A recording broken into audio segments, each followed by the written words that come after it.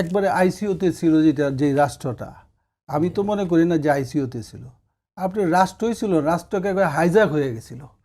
সেই হাইজ্যাক আওয়ামী লীগ চিরদিনের জন্য ওইটাকে বন্দোবস্ত নিয়েছিল, এবং আওয়ামী লীগ মনে করতো যে তার উন্নয়ন, তারভাবে রাষ্ট্র পরিচালনা 2040 পর্যন্ত তারা কন্টিনিউ করবে। এই তো আওয়ামী লীগের একটা মনোভাব ছিল।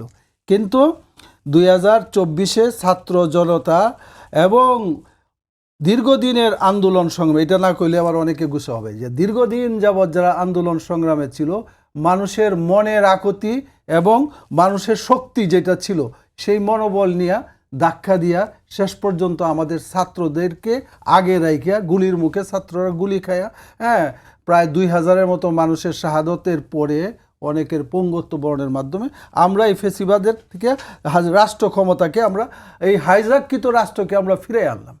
এখন আনার পরে যেটা হয়েছে, এখানে আমাদের অনেক কথা, যে কি করবেন এই সরকার, কি করবে এই সরকার, একটা ভালো নির্বাচন করবে, তাই না, সংস্কার করবে, বিচার করবে, এইগুলা কিন্তু এই সরকারের এনে অনেকগুলা সমালোচনা আছে। বিচারও তেমন দৃশ্যমান না, যা একটা শুরু হয়েছে, তাই না। জি। আর সংস্কার করতে করতে 1 বছরের উপরে সময় চলে গেছে, সেই দৃশ্যমান কোনো ভালো সংস্কার করতে পারে নাই। এমনকি এটা বাস্তবতা, আমি বলতে হই, এটা আমার বিরুদ্ধে গেল। সেটা হলো যে দেশ পরিচালনার ক্ষেত্রে যেই দক্ষতা তাদের হওয়া উচিত, সেই দক্ষতা তারা দেখাইতে পারে না। এবং ডক্টর ইউনূস তার সরকারের মধ্যে এনজিও কর্মী কর্মকর্তা কোন জায়গায় কে ছিল, এগুলোর খুঁজে দেশে আর কোনো মানুষ ছিল না। সে যেই মানে রাষ্ট্র পরিচালনা করার দক্ষতা যাদের আছে, এই ধরনের লোক উনি বেছে আনতে উনি ব্যর্থ হয়েছেন, যার কারণে অনেক ক্ষেত্রেই কিন্তু বিশৃঙ্খলা কিছুটা তৈরি হইতেছে।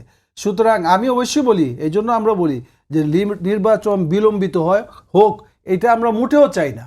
কারণ যতই বিলম্বিত হবে, এইটা ঠিক আছে, কিন্তু এই দেশের কেন এই যে সালাউদ্দিন সাহেব এত নিজেরা মনে করে, কেন নির্বাচন বিলম্বিত, ফেসিবাদ আইসা যাব, বিএনপির কর্মীরা কি আবার মানে গর্তের মধ্যে ঢুকে যাব? আসবে কীভাবে? রাষ্ট্র তো আমরা রক্ষা করব। রাষ্ট্র কি ইউনূসে রক্ষা করছে নাকি? রাষ্ট্র তো বিএনপি সহ সকল বিরোধী দল যারা মাঠে ছিল, সবাই মিললে ফেসিবাদের পতন ঘটায়া, এবং রাষ্ট্র ক্ষমতায় কেউ ছিল না। 3 দিন এই রাষ্ট্র চলছে, কিন্তু আমাদের ছেলেরাই চালাইছে। আরো ভালো চলছে।